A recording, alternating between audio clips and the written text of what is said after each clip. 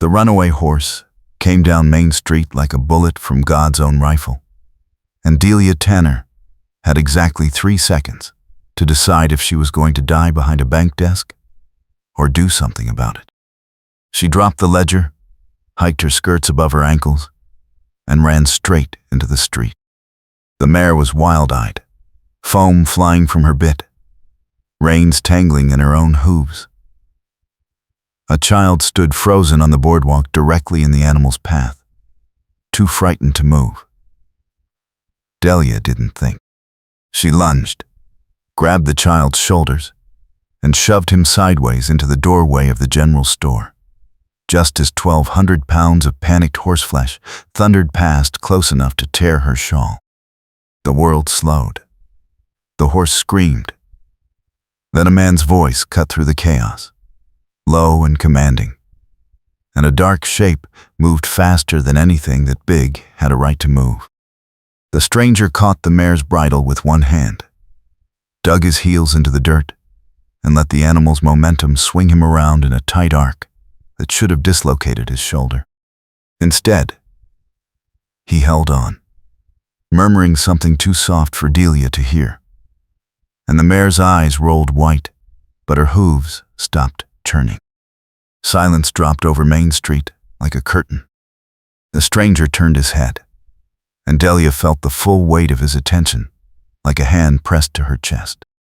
He had a face carved from hard country, stubble dark against a jaw that could crack walnuts, and eyes the color of winter sky that saw too much. His gaze traveled from her torn shawl to the child peeking out from the general store doorway, then back to her face. "You always run at runaway horses, ma'am? Or just on Tuesdays?" His voice was dry as August dirt, but there was something underneath it. Something that made her spine straighten. "Only when children are in the way," she said, and was surprised her voice didn't shake. "Are you always this reckless with your own neck?" Something flickered in those winter eyes. "Might be," he said quietly. "Depends on who's asking." Before she could answer, the bank manager, Mr. Horace Fenton, came bustling out onto the boardwalk, his round face red with exertion. "Miss Tanner," he wheezed. "Miss Tanner, you cannot simply abandon your post to." He gestured helplessly at the street. "To save a child's life?" Delia said, colder than she meant to. Fenton's mouth opened and closed. The stranger's expression didn't change, but she saw the corner of his mouth twitch. The mare snorted and shook her head, calmer now. The stranger ran a hand down her neck with the easy competence of someone who understood horses better than people. "She thrown a shoe," he said. "Stone bruise, most like. Somebody's tack came loose and spooked her." He looked up at the gathered crowd. "Whose animal?" A young ranch hand pushed through, shamefaced and stammering. "Mine, sir." "I'm sorry. I thought I'd cinched the saddle proper, The stranger handed over the reins without comment, but his eyes stayed on the kid until the boy flushed and ducked his head. "Get her to the smithy," he said. "Walk her slow, and check your tack twice before you mount next time, unless you want to kill somebody." The ranch hand led the mare away. The crowd began to disperse, already talking, already turning the moment into a story they'd tell at supper. Delia became aware that her heart was pounding, that her hands were shaking, that she was standing in the middle of Main Street with her skirts dusty and her shawl ruined, and the stranger still watching her with those two knowing eyes. "Miss Tanner," the stranger said, and the fact that he knew her name sent a cold thread down her spine. "I need to speak with you." "Official business." He pulled a folded paper from inside his jacket and held it out. A surveyor's map, creased and worn, with notations in careful script along the margins. Delia took it because refusing would have drawn more attention, and attention was the last thing she needed in Juniper Prairie. She unfolded the map, scanned the property lines, and felt the ground tilt under her feet. "This is a deed dispute," she said quietly. "For High Wind Ranch." "Yes, ma'am." The stranger took off his hat, and she saw the lines exhaustion had carved around his eyes. "Name's Lucian Briggs.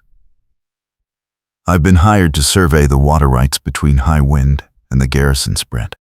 There's a question about where the creek boundary runs, and the deed filed at your bank doesn't match the territorial survey from '68. Delia's mind raced. The Garrison family owned half the grassland north of town. High Wind Ranch was smaller, struggling, owned by a widow named Ada Pritchard, who'd lost her husband to pneumonia 2 winters back. If the water rights were contested, "How much water are we talking about?" Delia asked. "Enough to matter." Briggs met her eyes. "Enough men have killed for less." The words hung in the air between them, like gun smoke. Fenton appeared at Delia's elbow, his voice too loud. "Mr. Briggs, any questions regarding deeds and records must go through proper channels. Miss Tanner is merely a clerk. She cannot." "I can pull the original filing," Delia cut in. Her voice was steady, but her pulse hammered in her throat. "If there's a discrepancy, we need to know." Fenton sputtered, but Briggs was already nodding. "Obliged, ma'am," he said. "I'll be at the boarding house if you find anything." He settled his hat back on his head, picked up the mare's reins from where the ranch hand had left them tied to the post, and walked away with the calm, unhurried stride of a man who'd learned not to waste energy on things he couldn't control. Delia watched him go, and felt the first cold finger of real fear touch the base of her skull. Because the deed he was questioning was one she'd filed herself, 6 months ago, when she first came to Juniper Prairie. And if someone looked too closely at the paperwork, they might notice the signature that didn't quite match the original. They might start asking questions about where Delia Tanner had come from, and why a woman with a banker's education was working as a clerk in a town where nobody knew her name. They might find out about the bankruptcy, about the debt, about the man in Denver who'd made it very clear that if Delia ever tried to surface in polite society again, he'd make sure everyone knew exactly what kind of woman would lie to save her father's failing business. She folded the map with hands that wanted to tremble and didn't let them. "Miss Tanner," Fenton said, his voice tight. "My office." Now, the lecture was everything she expected. Inappropriate behavior, unladylike conduct. "A bank employee must maintain a certain standard of decorum, Miss Tanner. Surely you understand that." Delia stood with her hands folded and her expression calm, and let the words wash over her like rain. She'd heard worse. She'd survived worse. When Fenton finally ran out of steam, she said quietly, "I'll review the High Wind deed tonight, after closing." Fenton blinked. "That's, well, yes. See that you do." She escaped back to her desk, her heart still pounding, and tried to focus on the columns of figures in the ledger. But her eyes kept drifting to the window, to the street where Lucian Briggs had caught a runaway horse like it was nothing, and looked at her like he could see straight through to the bone. Dangerous, she thought. Men like that were dangerous. Men who noticed things. Men who asked questions. She couldn't afford dangerous. The afternoon dragged. Customers came and went, making deposits, withdrawing small sums, gossiping about the near accident and the stranger who'd appeared out of nowhere like something from a dime novel. Delia smiled and nodded and kept her hands busy with paperwork. But her mind was already 3 steps ahead, planning. She'd check the deed, find the discrepancy if there was one, fix it quietly if she could. And if she couldn't, Well, she'd run before. She could run again. The thought sat in her chest like a stone. The deed was wrong. Not obviously wrong. Not the kind of wrong that would jump out at a casual glance. But Delia had spent 3 years working in her father's bank in Denver before everything collapsed, and she knew how to read the gaps between what was written and what was true. The creek boundary had been moved. Just 50 yards. But 50 yards of water rights in high summer could mean the difference between a ranch that survived and a ranch that died of thirst. The change had been made carefully, with a notation that referenced a territorial survey that Delia was almost certain didn't exist. Someone had altered the deed. And they'd done it recently, within the last year, because the ink was still dark and the fold lines were still crisp. Delia sat back in her chair and stared at the paper until the words blurred. If she reported this, there would be an investigation. Questions. Scrutiny. The kind of attention that would eventually turn toward her own past, her own carefully constructed new identity. If she didn't report it, an innocent woman would lose her water rights, and probably her ranch. And Lucian Briggs would keep digging until he found the truth anyway. The door opened. Delia looked up, already reaching for the bland professional smile she kept ready for after-hours customers.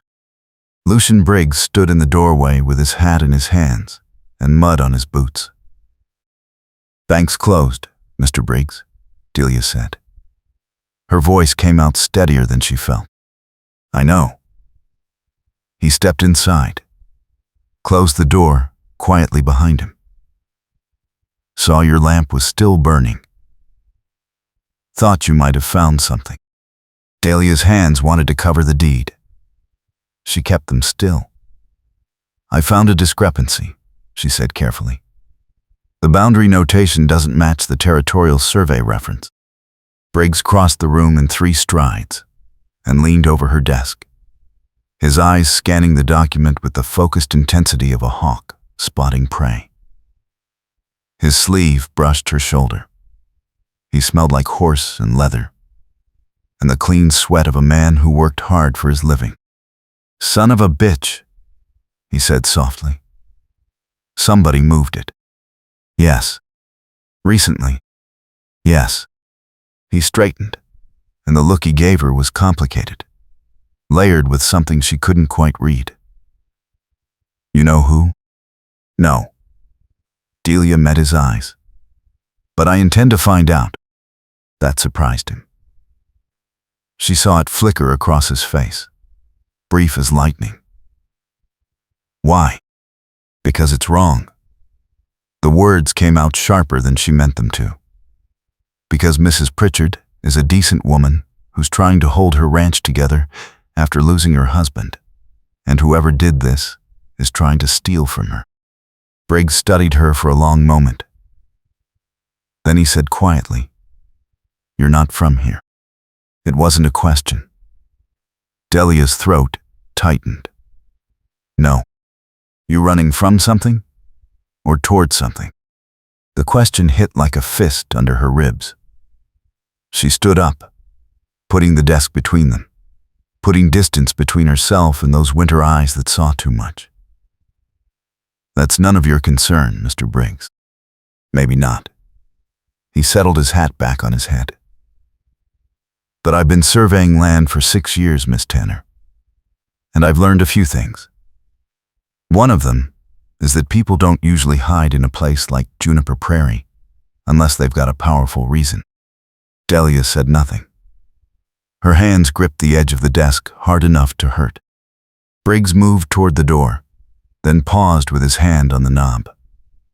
"For what it's worth," he said without looking back, "I think you did a brave thing today. Stupid, maybe. But brave." He left before she could answer.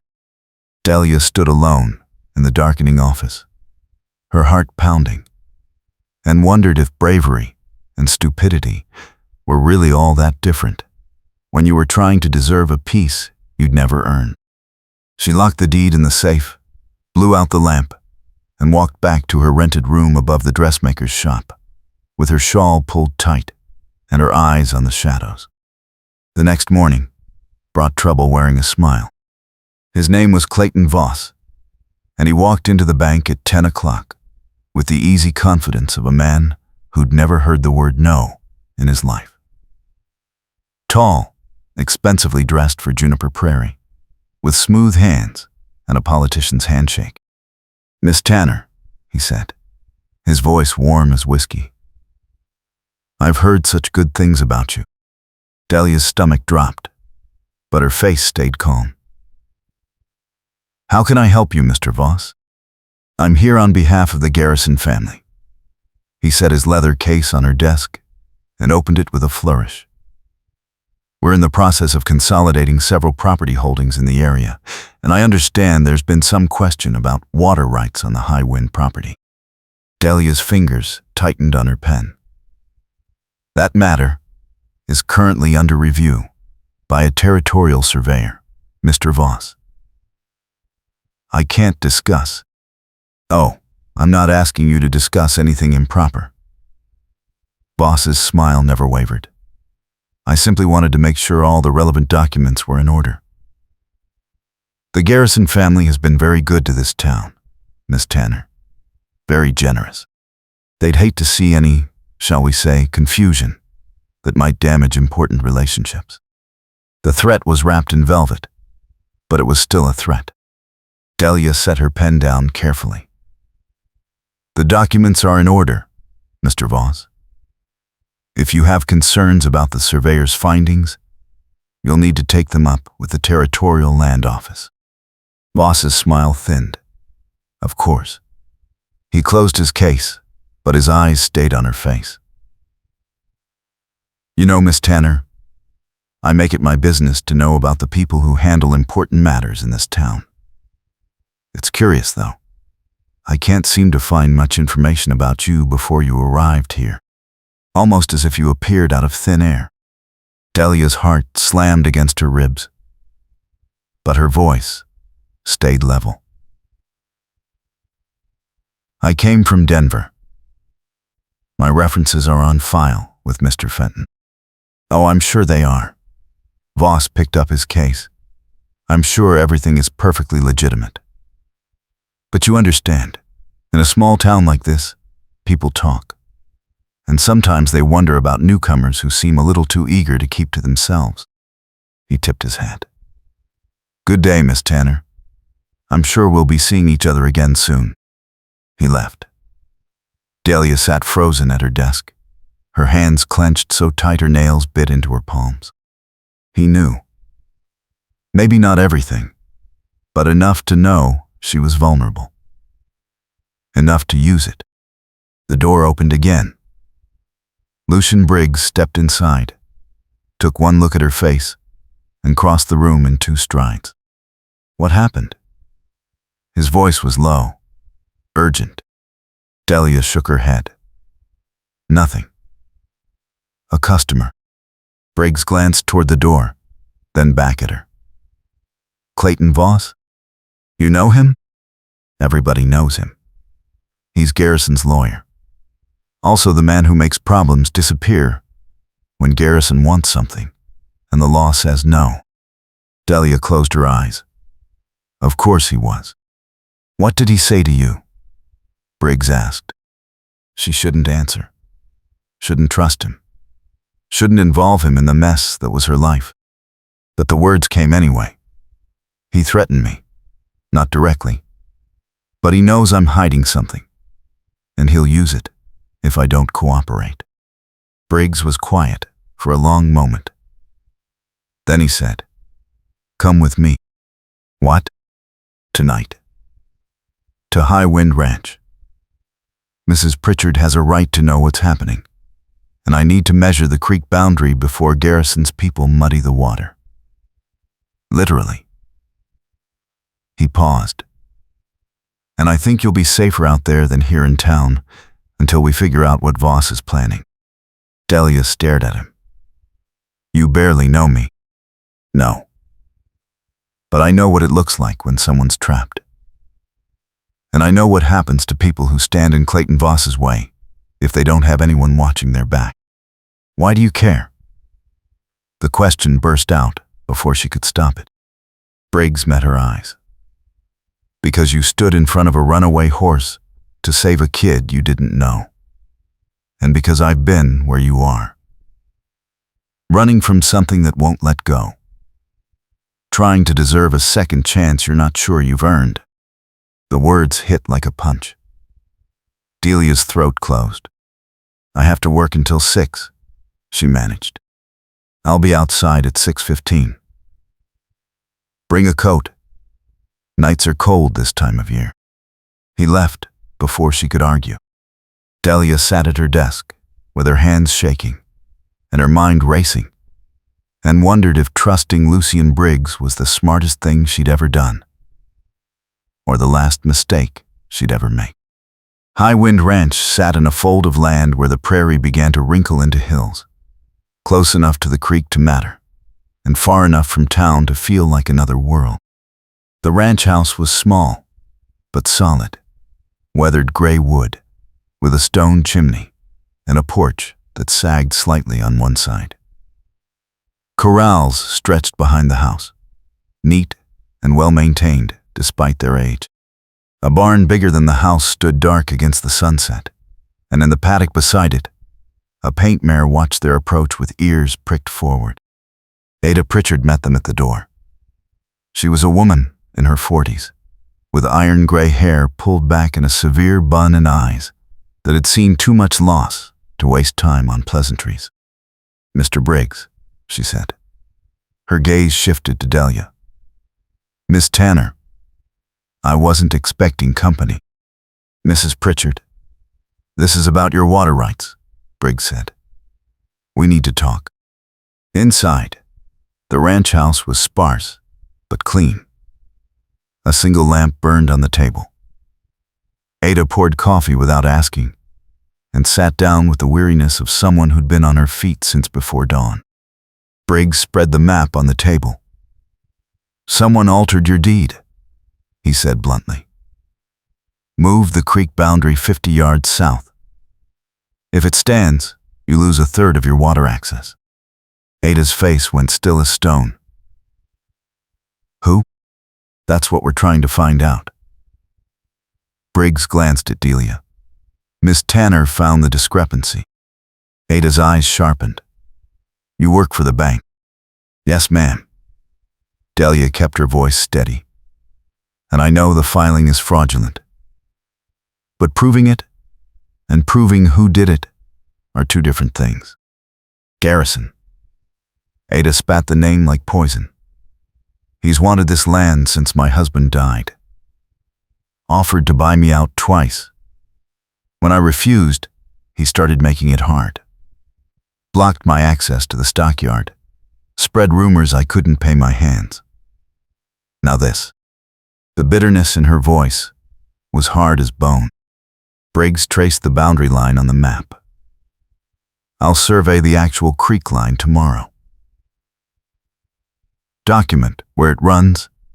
Get coordinates that match the original territorial survey. That should be enough to invalidate the altered deed. And then what? Ada asked. You think Garrison will just accept that and walk away? No. Briggs met her eyes. But with evidence on file, he can't just take your water without a legal fight. And legal fights take time. Time you can use to shore up your position. Or time for him to find another way to push me out. Ada rubbed her face. I'm tired, Mr. Briggs. I'm so damn tired of fighting. The defeat in her voice made Delia's chest ache. You're not fighting alone, Delia heard herself say. Mrs. Pritchard. I'll testify that the deed was altered. I'll submit my findings to the Territorial Land Office.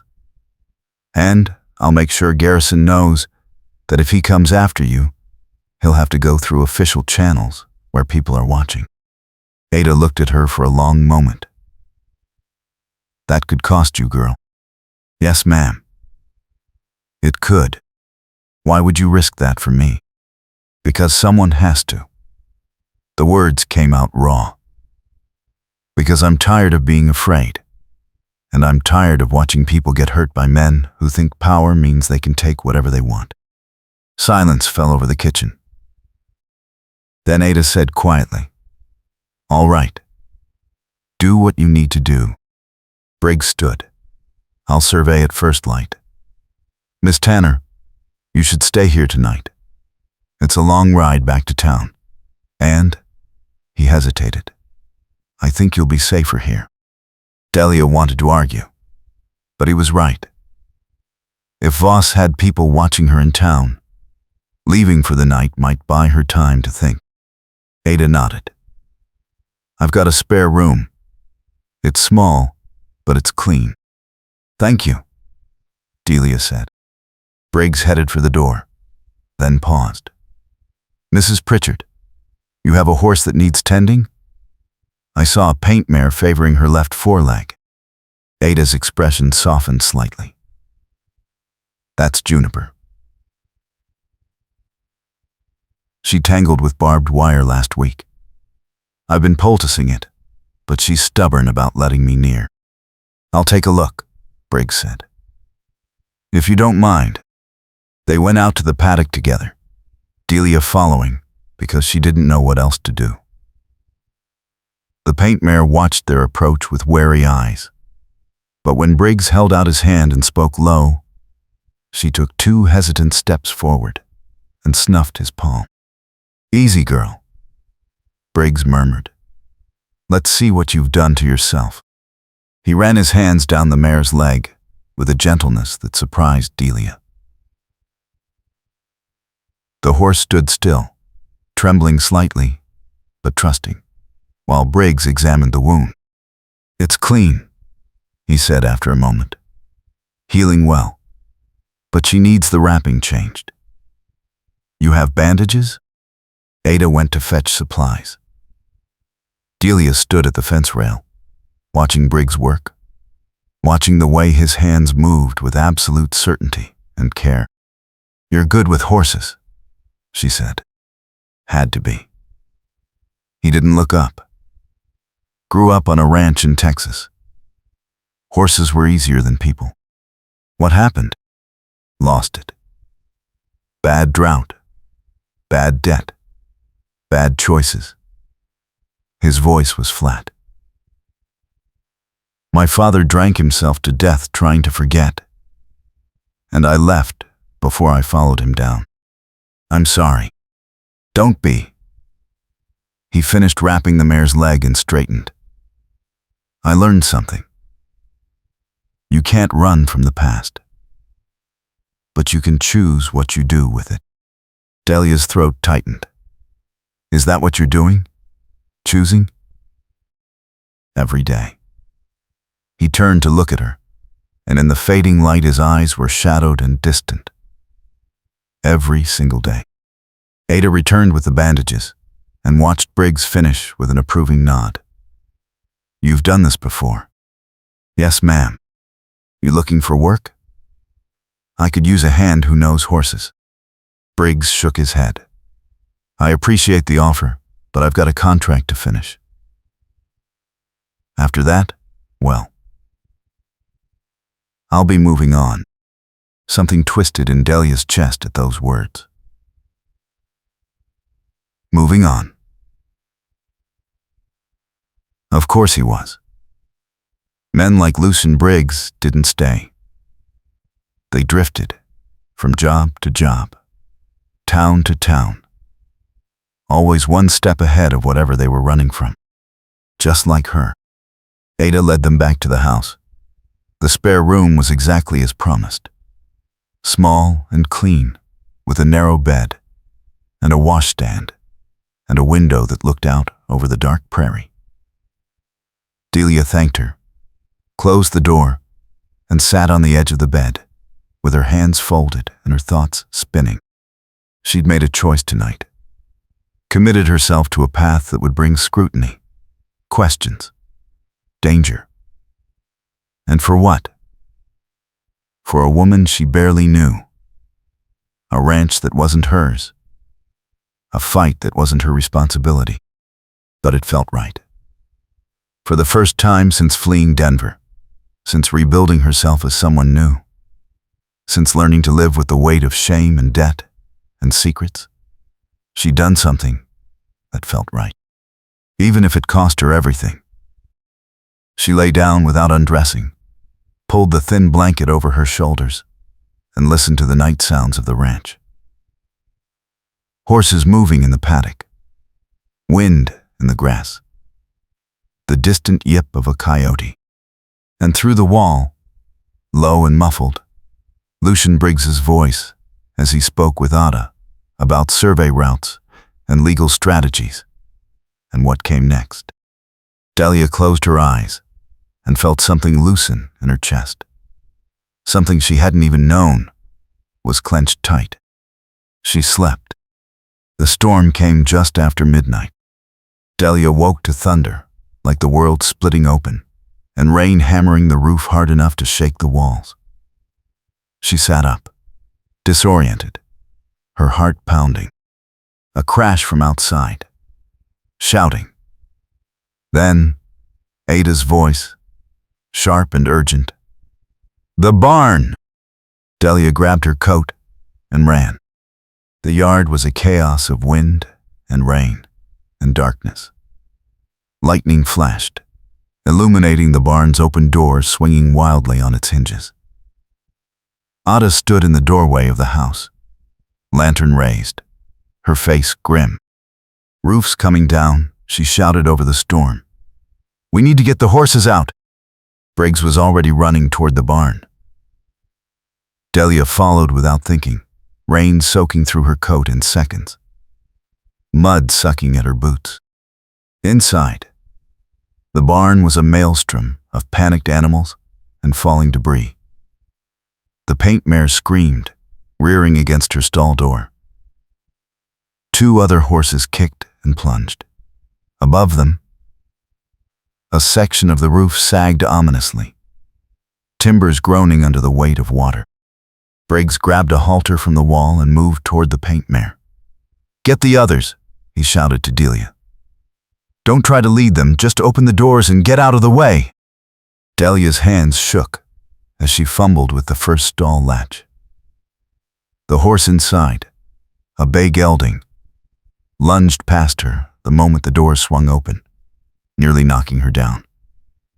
She staggered, caught herself, moved to the next stall. The roof groaned. A timber cracked with a sound like a gunshot. Briggs had the paint mare out, was leading her toward the door, when the horse balked and reared. Her injured leg buckled. She went down hard, eyes rolling white with terror. Briggs didn't hesitate.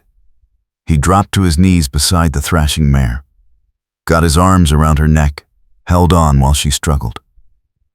"Easy," he said, his voice somehow cutting through the chaos. "Easy. Girl, I've got you." Delia got the last stall open. A young sorrel burst past her, nearly trampling Briggs in her panic.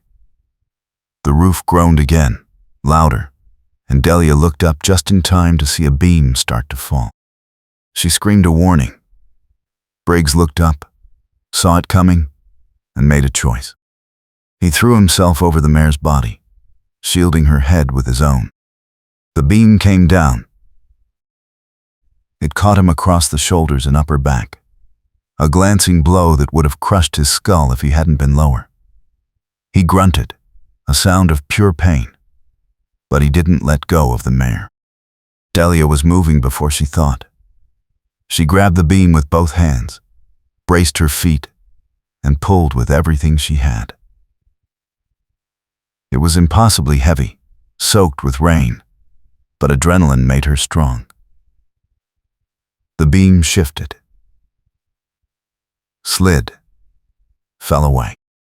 Briggs gasped and rolled onto his side. The mare scrambled to her feet, limping but alive, and bolted for the door. "Can you stand?" Delia shouted. He nodded, teeth gritted, and let her help him up. His left arm hung awkwardly, and she could see the way he favored his right side. They staggered out of the barn together, just as another section of roof collapsed behind them. Ada met them halfway across the yard and helped get Briggs into the house. They lowered him into a chair by the stove, and Ada brought whiskey and clean cloths, while Delia stripped off his jacket with shaking hands. His shirt was torn, blood seeping through. A deep gash across his left shoulder, already swelling. Bruises blooming dark across his ribs.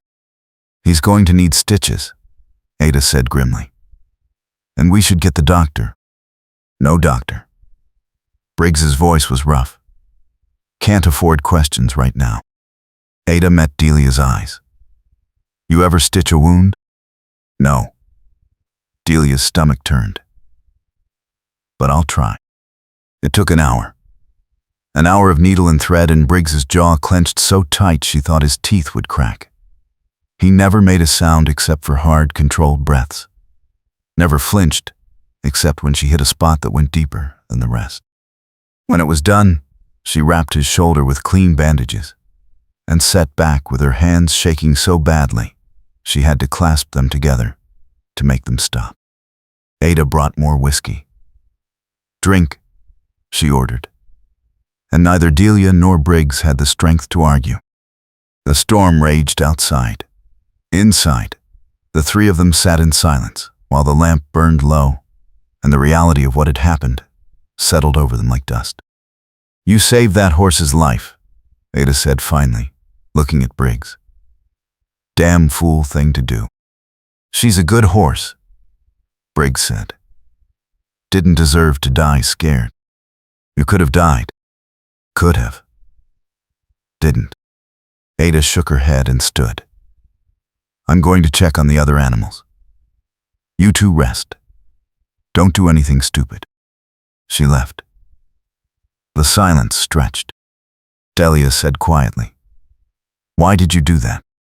Briggs lifted his eyes to hers. "Because she was hurt and scared, and I could. You could have been killed." "I know." He shifted slightly, winced, settled back. "But I wasn't." "You can't keep doing this," Delia said. Her voice cracked. "You can't keep putting yourself in front of things that want to break you." "Why not?" "You did it yesterday. In the street. That was different." "How?" "Because." She stopped, took a breath. "Because I don't matter." The words hung in the air like smoke. Briggs was silent for a long moment. Then he said, very quietly, "Who told you that?" "Everyone." "No one." Her throat closed. "Myself." He leaned forward slightly, despite the pain it clearly cost him. "You stood in front of a runaway horse to save a kid you didn't know. You're fighting a corrupt land grab that could ruin you. You just stitched up a stranger in the middle of a storm after pulling a beam off him with your bare hands." His eyes held hers. "You matter, Delia. Whether you believe it or not." Her name. He'd used her name, not Miss Tanner. And the sound of it in his voice, rough and honest, broke something open in her chest. She stood abruptly. "I should check on the horses." "Delia." She stopped, but didn't turn. "Thank you," he said, "for pulling that beam, for staying, for everything." She left before he could see her cry. By dawn, the storm had passed and left wreckage in its wake. The barn's roof was half gone. Fences were down in 3 places. The creek had jumped its banks and turned the low pasture into a temporary lake. Briggs insisted on surveying anyway, moving stiffly but with grim determination. Delia went with him because she didn't trust him not to collapse, and Ada stayed behind to start repairs. They walked the creek line in silence, Briggs taking measurements and making notes, while Delia held stakes and tried not to think about the way his hands had held that terrified horse, the way he'd chosen to shield instead of save himself. The original boundary is here, Briggs said finally, marking a point on the map. Exactly where the '68 survey said it would be. The altered deed moved it here. He pointed. 53 yards south, which puts nearly a third of the creek on Garrison's side of the line. So the fraud is proven. On paper, yes. But we still need to prove who did it and when. And we need to do it before Garrison's lawyers bury us in motions and delays. How do we do that? Briggs looked at her. We go back to town and dig into the bank records. Find out who accessed the original deed filing. When? Under what authority? That will require Fenton's cooperation, Delia said slowly. And I'm not sure he'll give it. Then we'll persuade him. Briggs folded the map. Or we'll go around him. That could get me fired. I know. It could get me worse than fired if Voss decides to dig into my past. Briggs was quiet for a moment. Then he said, What are you running from, Delia? The question was so direct, it stole her breath. She looked out at the prairie, at the endless grass rolling toward distant hills, and made a choice. My father owned a bank in Denver, she said. Small, respectable, solid. Until a drought hit and half his borrowers defaulted. He tried to cover the losses by taking out private loans. High-interest loans from men who don't believe in legal contracts. When he couldn't pay, they came after him. Briggs said nothing, just waited. He had a heart attack trying to finalize a sale that would have saved the bank. Died at his desk. I found him the next morning. Her voice shook. The bank was seized. His debts became mine, legally and morally. I couldn't pay them. So the man he owed, a man named Garrett Thorne, made me an offer. What kind of offer? Work for him. Falsify records. Move money. Help him acquire properties from people who couldn't defend themselves. Or he'd make sure everyone in Denver knew that the respected banker, Edmund Tanner, had died of fraud, and that his daughter had helped him cover it up. And you refused. I ran. She turned to face him. I changed my name, forged references, came here. Started over. But Thorne isn't the kind of man who forgets. If Clayton Voss digs deep enough, he'll find the connection. And then Thorne will know where I am. How much do you owe? $3,000. Might as well be $3 million. I'll never pay it. Briggs absorbed this. Then he said, Why are you telling me? Because you asked. Because I'm tired of lying. And because if we're going to fight Garrison together, you deserve to know who you're standing with. A woman who saved a kid from a runaway horse, he said. A woman who stitched me up in a storm. A woman who's willing to risk everything to stop a land grab. He met her eyes. That's who I'm standing with. Something broke in her chest. Delia turned away before he could see how close she was to falling apart. We should get back, she managed. Ada will need help. Delia. She stopped. $3,000, Briggs said slowly. That's steep. But it's not impossible. What are you saying? I'm saying I've been surveying for 6 years. Saved most of what I made. I've got about $2,000 in a Denver bank. He paused. If we can prove the deed fraud and stop Garrison, Mrs. Pritchard will keep her ranch. She'd pay a fair finder's fee for that.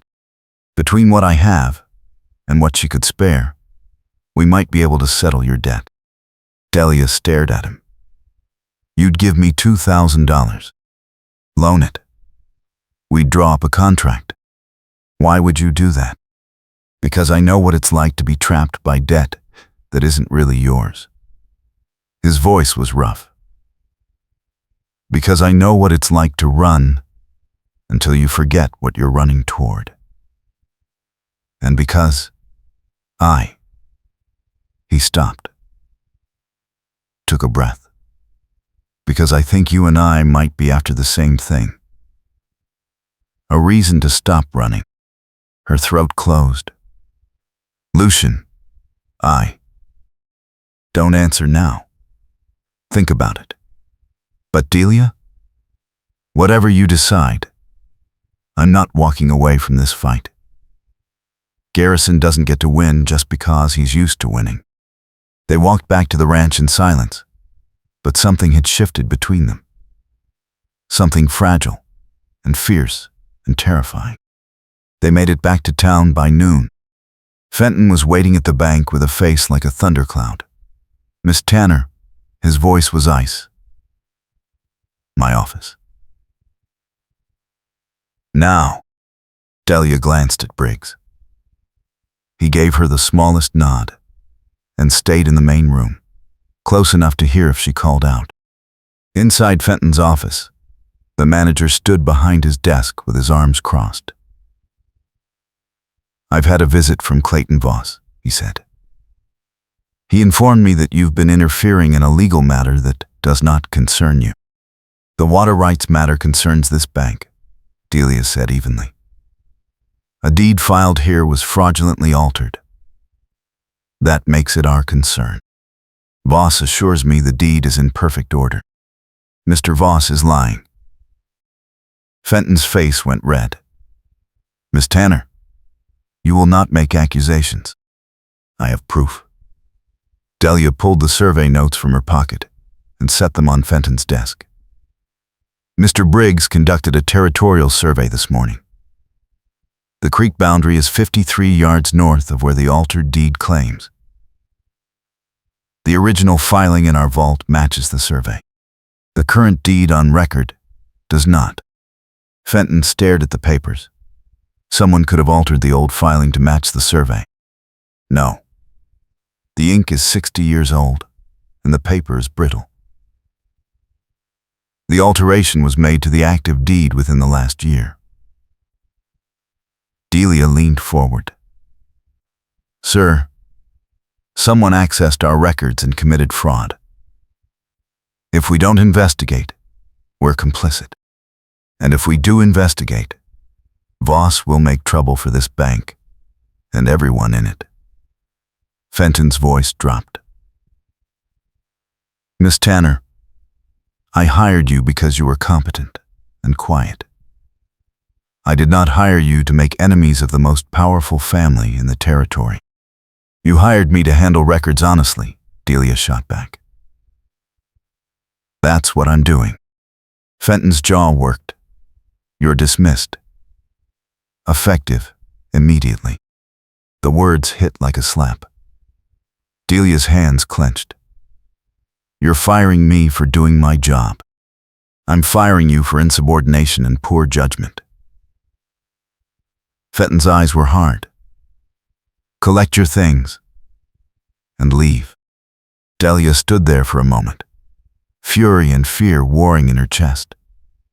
Then she turned and walked out. Briggs was on his feet the moment he saw her face.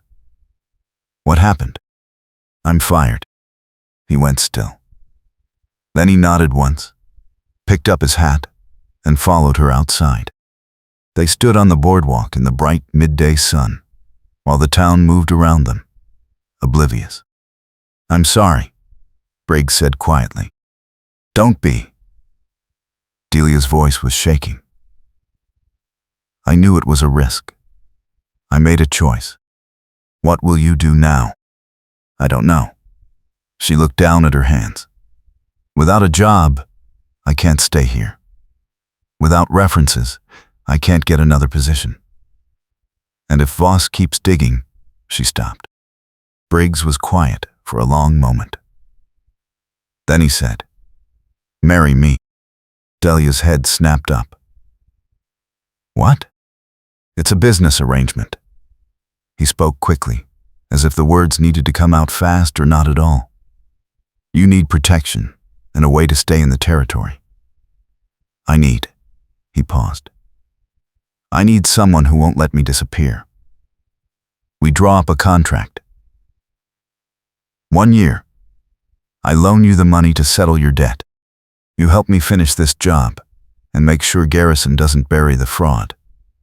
After a year, we dissolve the marriage. You're free. No obligations. You're insane. Maybe. But it solves both our problems. As my wife, you'd be legally protected from certain kinds of scrutiny.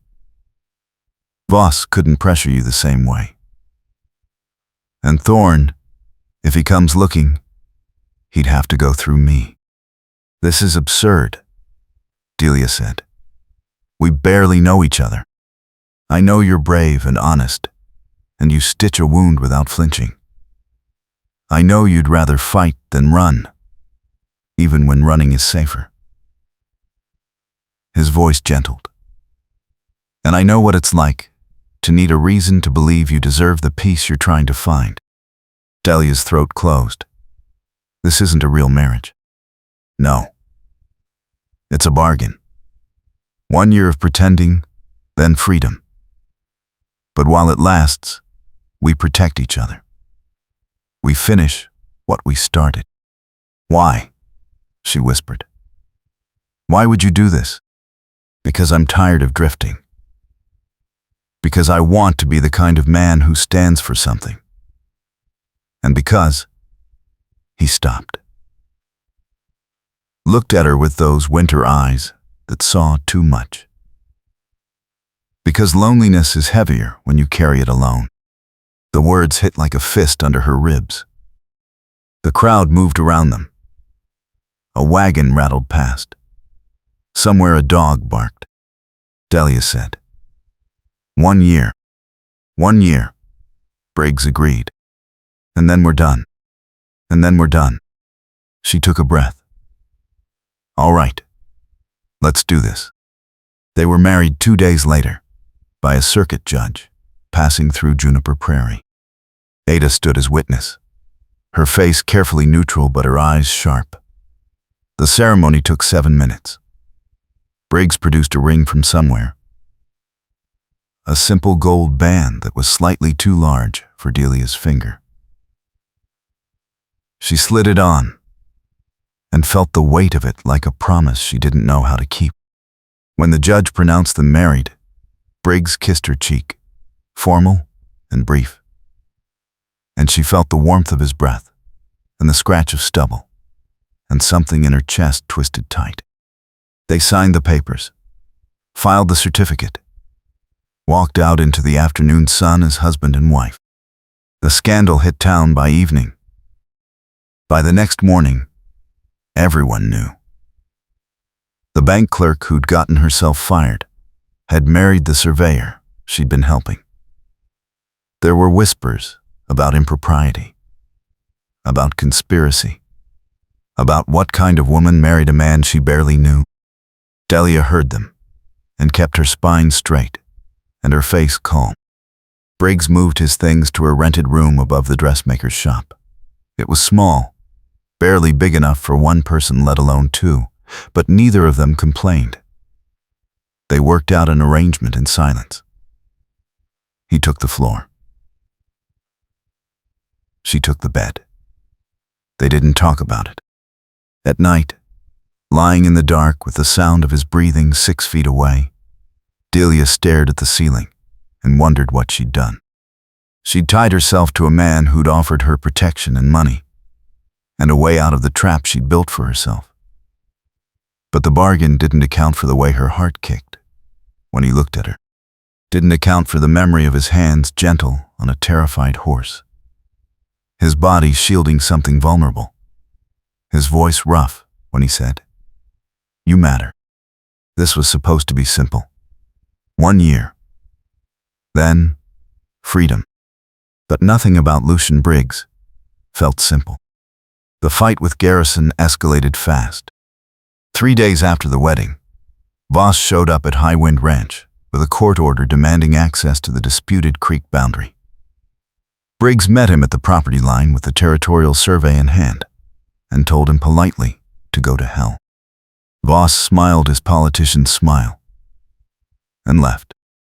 2 days later, someone cut the fence on High Wind's north pasture, and Ada's cattle wandered onto Garrison land. She had to pay a fine to get them back. The day after that, a story appeared in the Juniper Prairie Gazette, questioning the legitimacy of Lucian Briggs's surveyor credentials, and suggesting that his recent marriage to a disgraced bank clerk raised questions about his objectivity. Delia read it over breakfast and felt her hands shake with fury. "They're trying to discredit you," she said. "Let them try." Briggs didn't look up from the report he was writing. "My credentials are valid, and the survey is accurate. Garrison can't change the facts no matter how much mud he throws. But they can delay. They can make this so expensive and complicated that Ada gives up. Ada won't give up." He met her eyes, and neither will we. That night, lying in the dark again, Delia said quietly, "Why does this matter so much to you?" Silence. Then Briggs said, "I told you I lost my father's ranch to bad debt and bad choices." "Yes. What I didn't tell you was that it wasn't just drought and bad luck. There was a man, a rancher, who wanted our water access. He made my father an offer. When my father refused, the man made sure the bank wouldn't extend our loan, made sure the feed suppliers wouldn't sell to us, made sure we had no options left. Like Garrison," Delia said softly. "Exactly like Garrison." Briggs's voice was rough. "My father tried to fight. It broke him. And I was too young and too stupid to help. I watched him lose everything. And I swore that if I ever had the chance, I'd stand up for someone who couldn't stand alone. So this is about your father." "No. This is about being the man I couldn't be then. About proving that the past doesn't have to write the future." Delia closed her eyes. "I understand," she whispered. "I know you do." The breakthrough came from an unexpected source. A clerk from the land office in the territorial capital arrived in Juniper Prairie with a file box and a grim expression. He found Briggs and Delia at High Wind Ranch and spread documents across Ada's kitchen table. "Someone put in a request to access the original High Wind deed filing 6 months ago," he said. "Claimed it was for a routine audit. The signature on the request is Horace Fenton's." "Fenton," Delia breathed. "Her former boss. But the handwriting doesn't match his other signatures in our files." The clerk pulled out 2 documents side by side. "See? Different slant. Different pressure. Someone forged his signature," Briggs said. "Yes. And the audit request was filed the same day Garrison's lawyers submitted a claim for expanded water access." The clerk looked up. "That's too much coincidence. Can we prove Garrison ordered the forgery?" Delia asked. "Not directly. But we can prove the deed was accessed under false pretenses. That's enough to invalidate any changes made after the access date." Ada leaned back in her chair, her face hard. "So, we've got them." "Not yet."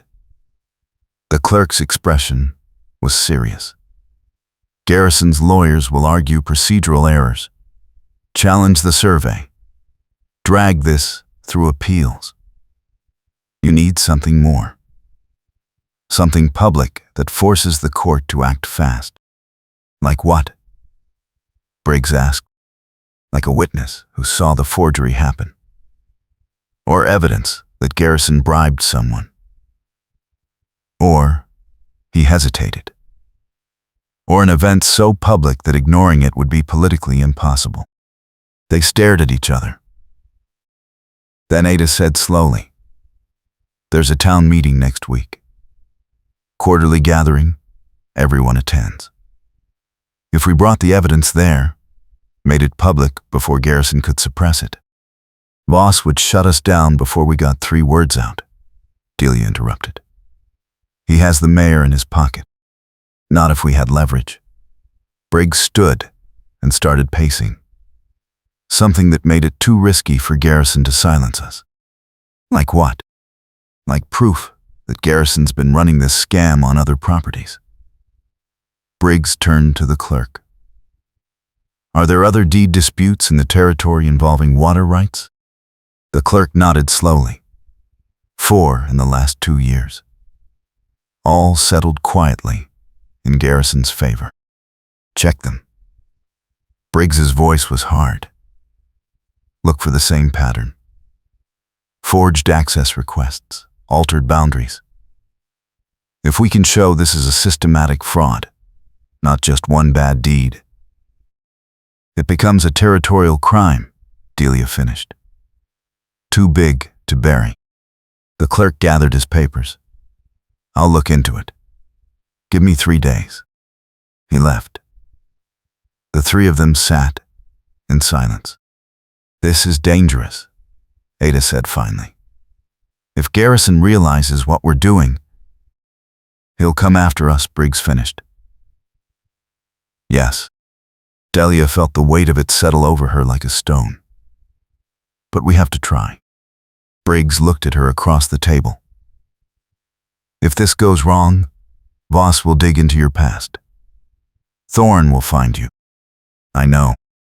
You could leave. Right now. Take the money I've put aside and disappear. Start over somewhere Garrison's reach doesn't extend.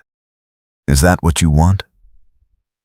The question came out sharper than she meant it. "No." His eyes held hers. "But I want you to have the choice." Delia thought about running again. Building another new identity. Living with the weight of shame and secrets, and the knowledge that she'd walked away when people needed her. She thought about Lucian Briggs throwing himself over a terrified horse. About Ada fighting alone to keep her husband's dream alive. About the choice to be someone who stood instead of ran. "I'm staying," she said. "We finish this together." Something shifted in Briggs's expression. Something raw and unguarded that made her breath catch. "Together," he said quietly. The clerk returned 2 days later with 4 files. "Same pattern across all of them," he said grimly. "Forged audit requests. Altered boundaries. Small ranchers and farmers who didn't have the resources to fight. Garrison took water rights from every single one. Can you testify to this at the town meeting?" Briggs asked. The clerk hesitated. "If I do, I'll lose my position. Maybe worse. But you'll do it anyway," Delia said. It wasn't a question. The clerk looked at her, then at Briggs, then at Ada. "Yes," he said. "I'll do it." They spent the next 3 days preparing. Briggs organized the evidence. Delia drafted a statement. Ada spread the word through the ranching community that something important was coming. And Voss heard about it. He showed up at High Wind Ranch the night before the town meeting with 2 hired men and a smile that didn't reach his eyes. "Mr. Briggs," Voss said pleasantly. "Mrs. Briggs, I thought we should have a conversation before tomorrow's meeting." "We've got nothing to say to you," Briggs said. "Oh, I think you do."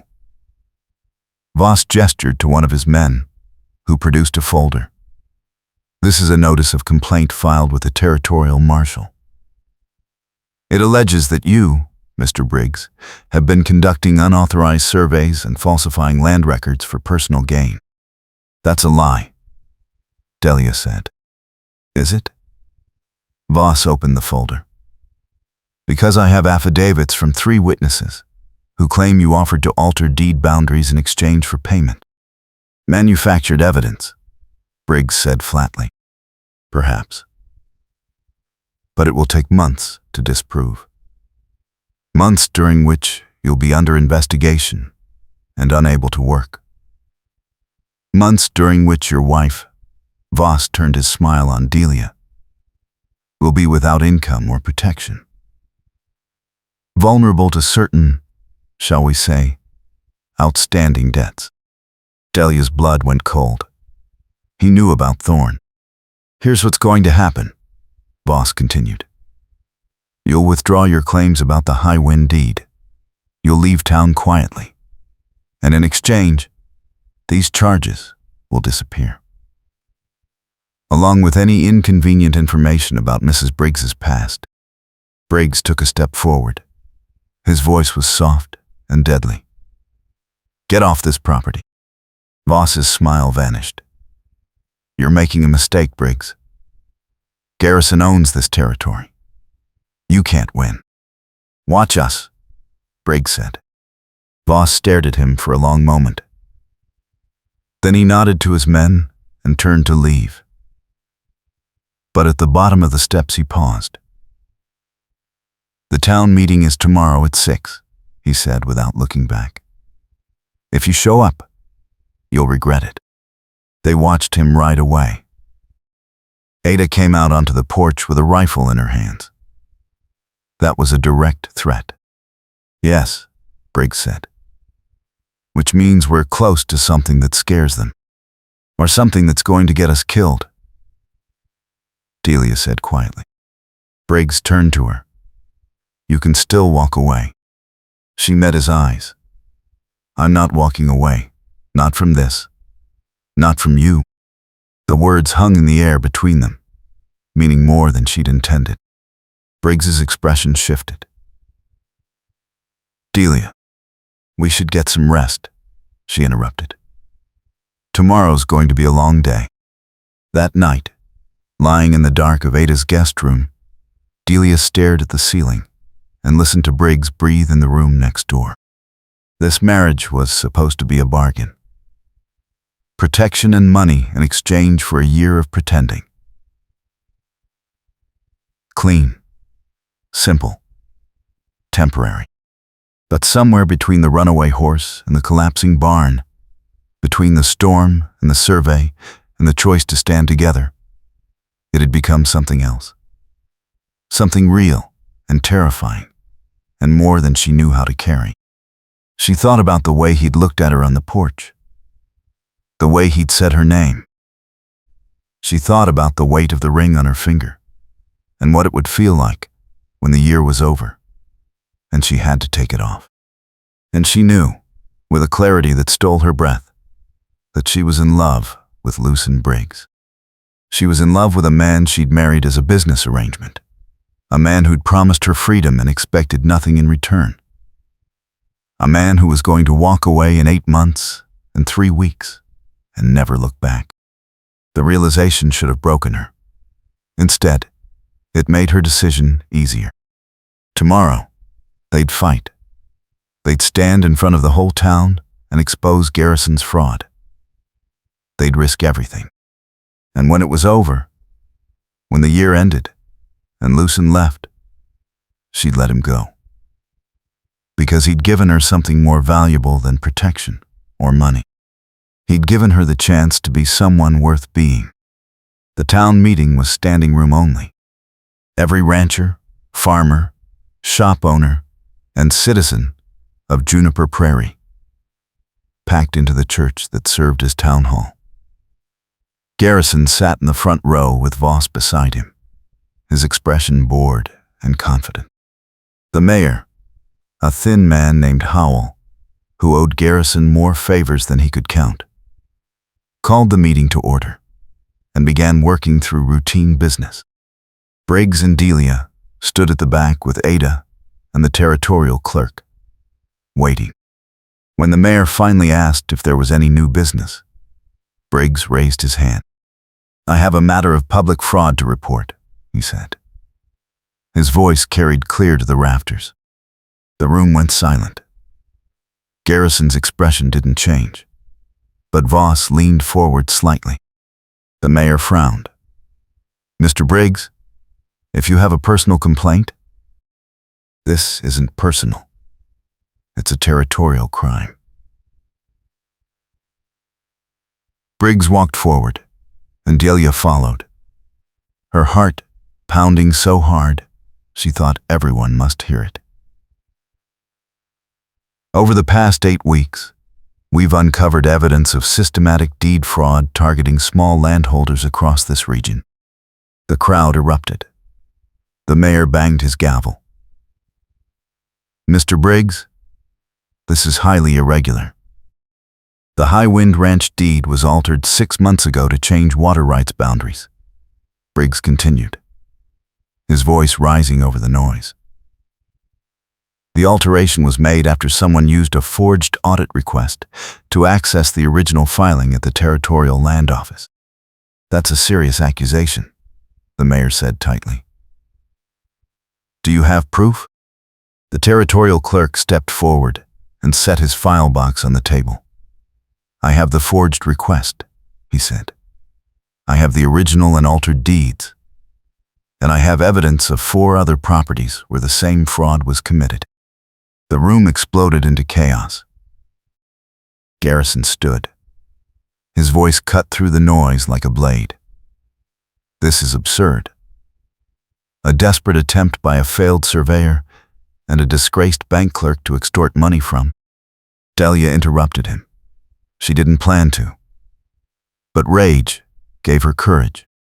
"You stole water rights from 5 families," she said, her voice shaking but clear. "You used forgery and intimidation and legal manipulation to take land from people who couldn't fight back. And you did it because you could. Because you thought no one would stand up to you." Garrison's eyes went cold. "Miss Tanner, you would do well to remember your position." "Mrs. Briggs," Delia corrected. "And my position is here, telling the truth." The mayor was sweating. He looked at Garrison, then at the clerk, then at the crowd of townspeople who were starting to mutter among themselves.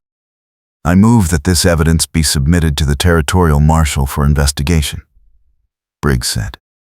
"Seconded," Ada called from the back. The vote was overwhelming. Even the mayor didn't dare oppose it. Garrison stood slowly. His face was expressionless, but his eyes promised violence. "This isn't over," he said quietly. Voss moved toward them through the crowd. For a moment, Delia thought he was going to make good on his threats, right there in front of everyone. Then someone shouted from the doorway, "Fire! The Pritchard barn's on fire!" Ada went white. Delia grabbed her arm. Briggs was already running. They made it to High Wind Ranch in 20 minutes that felt like hours. The barn was fully engulfed, flames reaching 50 feet into the night sky. Townspeople were already there with buckets, trying to save the house. The horses were out, panicked and screaming, held by neighbors at a safe distance. Briggs ran toward the barn. Delia caught his arm. "You can't go in there." "The tack room." He pulled free. "There's gear in there worth more than the barn. If I can."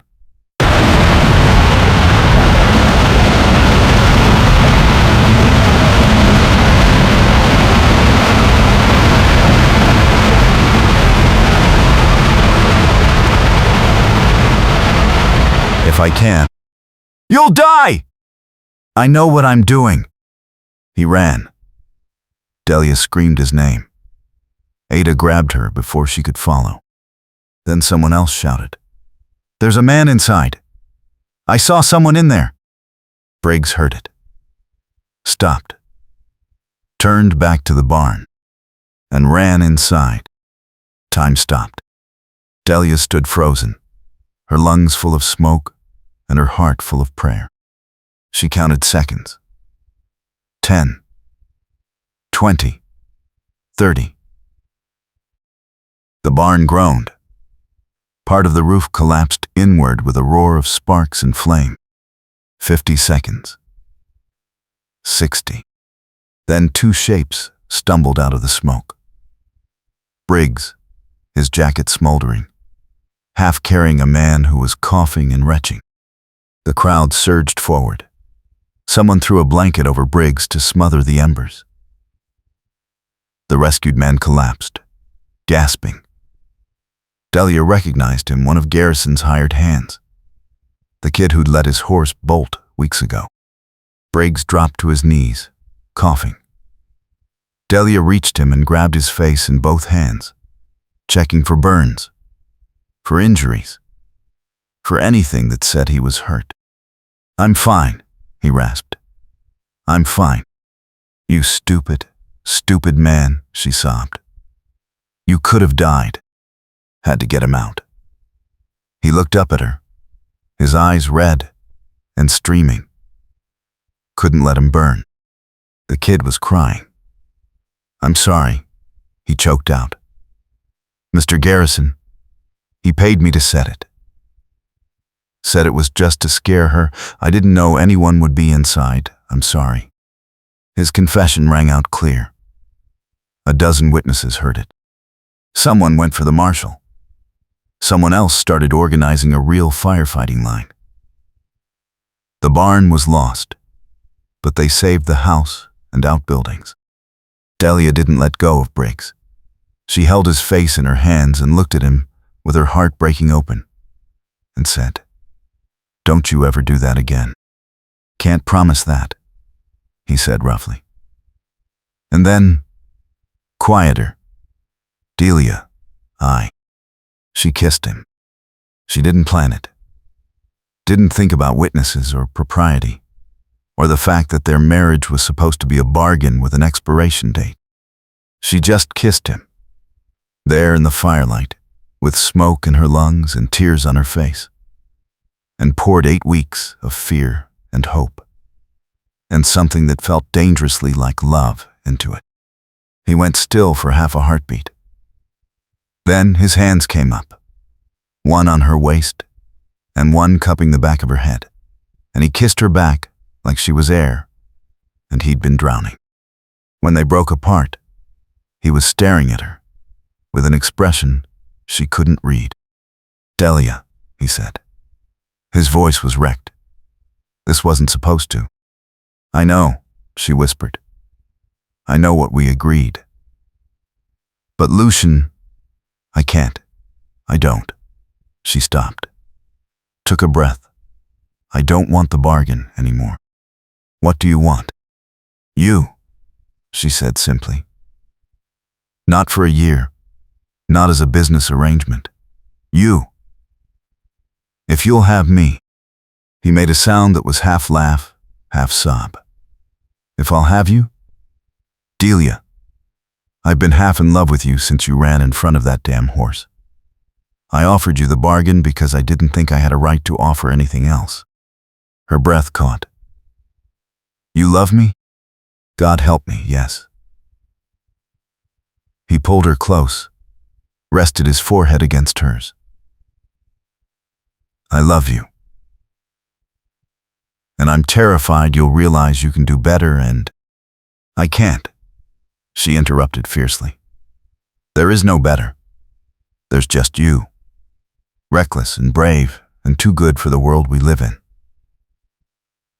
And if you're willing to take a woman with debts and secrets and a past she's still learning to forgive, I'll take you any way you'll let me have you," he said roughly. "Debts and secrets and all." She kissed him again, softer this time. A promise instead of a plea. Around them, the town cheered. The aftermath moved fast. Garrison was arrested within 3 days. The territorial marshal's investigation uncovered not just the deed fraud, but a pattern of bribery, intimidation, and illegal land acquisition stretching back 5 years. The trial was set for the fall. Voss disappeared before they could bring charges against him. Rumor said he'd fled to California. The kid who set the fire turned witness for the prosecution in exchange for leniency. Fenton resigned from the bank in disgrace when it came out that he'd accepted payments to look the other way. High Wind Ranch's water rights were restored. Ada hired 2 new hands and started rebuilding the barn with insurance money and a loan from the Territorial Agriculture Office. And Delia Tanner Briggs sat down and wrote a letter to Garrett Thorne in Denver. She enclosed a bank draft for $3,000. Drawn on the account Lucien had opened in her name, using money from his savings, and the finder's fee Ada insisted on paying. She wrote that the debt was settled in full, and that if he ever contacted her again, she'd report his extortion attempts to every law enforcement office between Denver and the Pacific. She signed it with her married name and sealed it without looking back. When Lucien asked if she was sure, she said, "I'm sure. The past doesn't own me anymore." They stayed in Juniper Prairie. Lucien finished his contract and took on new survey work across the territory. Delia opened a bookkeeping office and took on clients who needed help with records and accounts. They bought a small house on the edge of town with a porch facing the prairie and a barn big enough for 2 horses. At night, they lay in their bed, no longer separated by bargain or boundaries, and talked about the future, about the life they were building, about the choice they'd made to stop running and start trusting. And when the 1-year mark of their wedding arrived, Lucien took Delia's hand and said, "I think we should renegotiate our contract." "Oh?" She smiled. "What terms did you have in mind?" "Forever," he said. "No dissolution clause, no expiration date. Just you and me, choosing each other, for as long as we both live." Delia looked at the ring on her finger, still slightly too large, and thought about the woman who'd stood in the middle of Main Street 8 months ago. Alone and afraid and certain she didn't deserve peace. That woman was gone. In her place was someone who'd learned that courage wasn't the absence of fear. It was the choice to stand anyway, to fight for what mattered, to believe that love could be earned through trust and action and the daily decision to show up for someone else. "I accept your terms," she said. And Lucien Briggs kissed his wife as the sun set over the prairie and painted the sky in shades of gold and fire. They'd both been running from the past. But in the end, they found something better than escape. They found home.